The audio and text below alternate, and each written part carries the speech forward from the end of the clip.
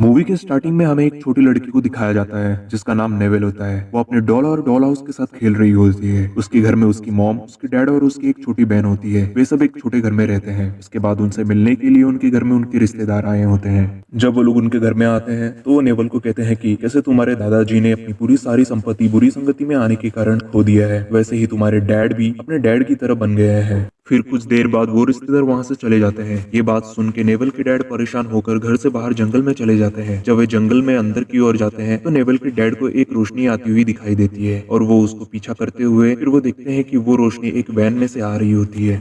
फिर दिखाया जाता है कि कोई उस रोशनी में से नेवल के डैड को अंदर बुलाता है और उसके डैड उस वैन के अंदर चले जाते हैं। फिर नेवल के डैड आधी रात को जब घर आते हैं तो वो अपनी वाइफ से खाने के लिए बोलते हैं। जब वो खाना खा रहे होते हैं तो वे उसी टेबल में नशे की हालत में सो जाते हैं। फिर अगली सुबह दिखाया जाता है कि इनकी विंडो पर कोई खड़ा है और डोरबेल बजती है और नेवल के डैड अचानक से उठ जाते हैं और नेवल की मॉम डोर ओपन करती है और डोर पर एक आदमी खड़ा होता है और उसका नाम थॉमस होता है। वो उनसे कहता है कि उन्हें इस एग्रीमेंट पर साइन करना है।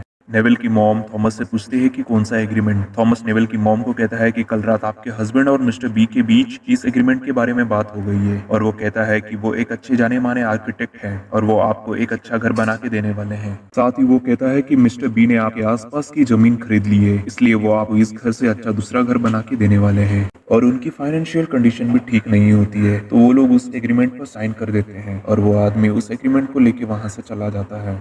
उसके बाद मिस्टर वी उनके लिए उनका घर बनाने लग जाते हैं। जब घर बनकर तैयार हो जाता है तो नेवल की फैमिली अपने नए घर में चले जाते हैं और उसके बाद थॉमस उन सबको उस घर के अंदर ले जाता है और वे सब उस घर को देखकर बहुत खुश हो जाते हैं। उसके डैड को उस घर में फायर प्लेस मिल जाता है, साथ ही उसकी मॉम को वहां पर सिलाई मशीन मिल जाती है। जब नेवल अपनी छोटी बहन को लेके अपने मॉम के पास जाती है तो वो देखती है कि उसकी मॉम काम करते करते सो गई है। उसके बाद जब वो अपने डैड के पास जाती है तो उसके डैड खिड़की पर खड़े होकर अपने पुराने वाले घर को टूटते देख हंस रहे होते हैं। ये देख के नेवल उदास हो जाती है कि उसका पुराना वाला घर टूट रहा है। जब नेवल खाना खा रही होती है तो उसको अपने मॉम और डैड के रूम में से कुछ आवाज आ रही होती है, तो उसे देखने के लिए वो अपने मॉम और डैड के रूम में चली जाती है और वो देखती है कि उसकी मॉम और उसके डैड पूरी तरह से बदल गए हैं। साथ ही उन्होंने मिस्टर बी ने दिए हुए कपड़े पहन लिए हैं। इससे देख नेवल उनको कहती है कि वे लोग इस कपड़े में अच्छे नहीं लग रहे। ये बात सुन के उसके डैड और उसकी मॉम उस पर गुस्सा करने लगते हैं और वे नेवल को कहते हैं कि सॉरी कहने को। नेवल सॉरी बोल वहां से चली जाती है। उसकी मॉम और उसके डैड इस घर में आने के कारण धीरे धीरे बदल रहे होते हैं। जब नेवल और उसकी छोटी बहन इस घर को चेक कर रहे होते हैं तो उन्हें एक दरवाजा दिखाई देता है। जब वो उसको खोलते हैं तो वो दरवाजा नीचे की ओर जाता हुआ दिखाई देता है। जब वो नीचे चेक करने जाते हैं तो वहां पर उनका पुराना घर दिखाई देता है। फिर वो दोनों उस घर में जाकर खुश हो जाते हैं और वहीं पर थोड़ा सो जाते हैं। के बाद उसकी मॉम और उसके डैड को दिखाया जाता है कि मॉम लगातार उस कपड़े के पर्दे बना रही होती है और उसके डैड उस फायरप्लेस को देख रहे होते हैं और वो थॉमस को बुलाकर कहते हैं कि ये काम क्यों नहीं कर रहा है। जब वो बोल रहे होते हैं तो वो अपने सिर को थॉमस की ओर घुमाकर देखते हैं। इससे ये पता चलता है कि नेवल के डैड और उसकी मॉम धीरे धीरे इस घर के जाल में फंस गए हैं।